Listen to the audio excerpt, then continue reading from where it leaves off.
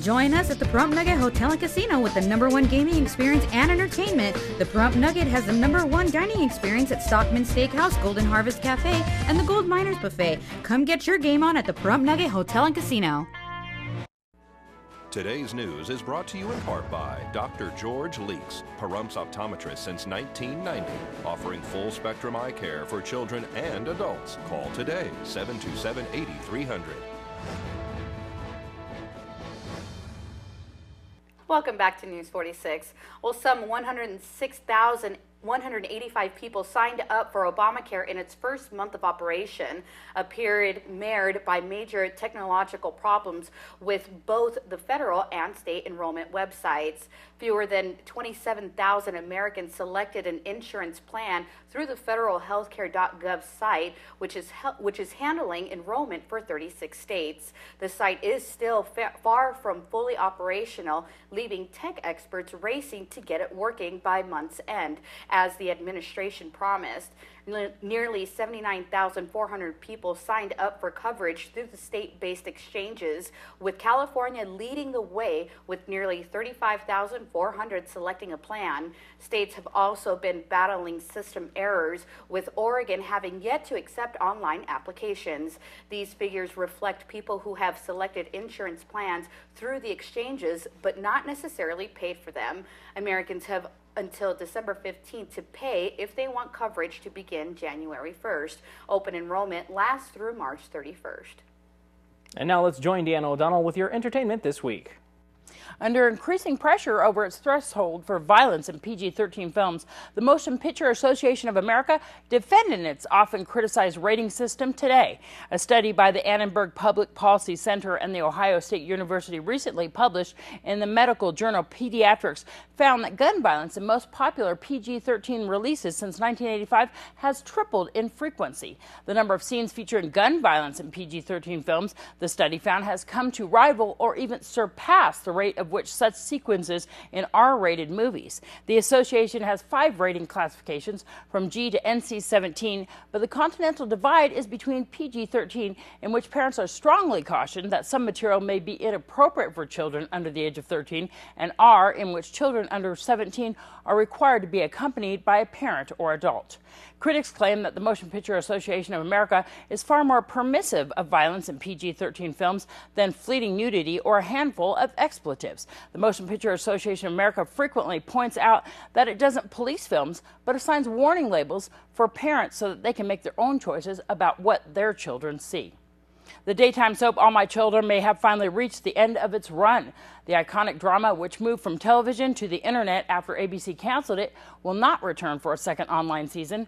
Prospect Park Productions, the company that contracted with Disney, owned ABC to keep All My Children and One Life to Live alive online, has not made any official comment.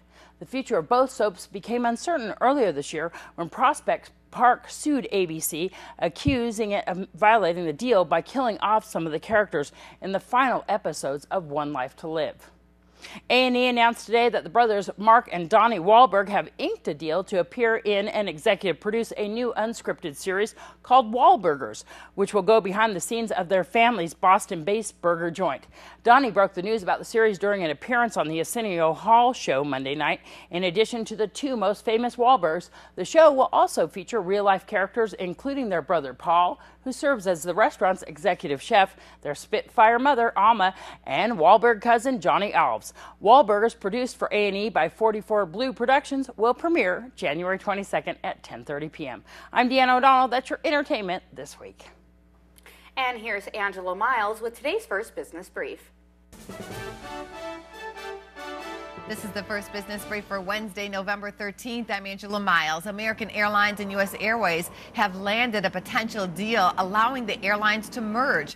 Under the agreement, the combined airline would sell takeoff and landing slots in D.C., New York, Chicago, and other airports. The settlement still needs court approval.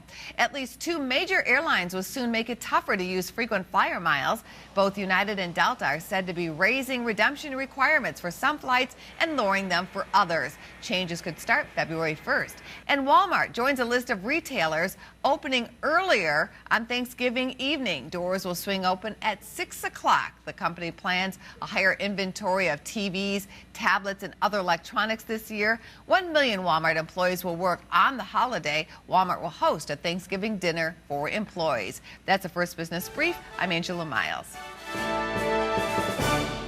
Well, folks, due to some time constraints, we have had to push some of the stories we had mentioned earlier in the broadcast to tomorrow night's newscast, and we do apologize for that. But if you stay with us, we're going to have a look at your 7-day forecast with Noah Began right after this.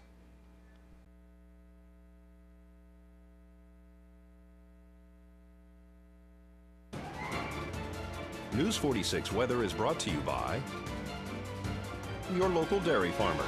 Dairy products are very important in maintaining a healthy body. Hello and welcome back to News 46. Today we have sunny skies with a high of 77 degrees and an average temperature of 68 degrees. Winds are coming from the south-southwest at 2 miles per hour with gusts up to 4 miles per hour. The UV index today is 4, which is moderate. Humidity is at 12%. Sunrise is at 6:19 this morning, and the record high in 1953 was 81 degrees. Tonight we have partly cloudy skies with a low of 44 degrees and an average temperature of 68 degrees. Winds are coming from the north-northeast at 3 miles per hour with gusts up to 5 miles per hour. The humidity will be at 29%. Sunset will be at 4:37 p.m.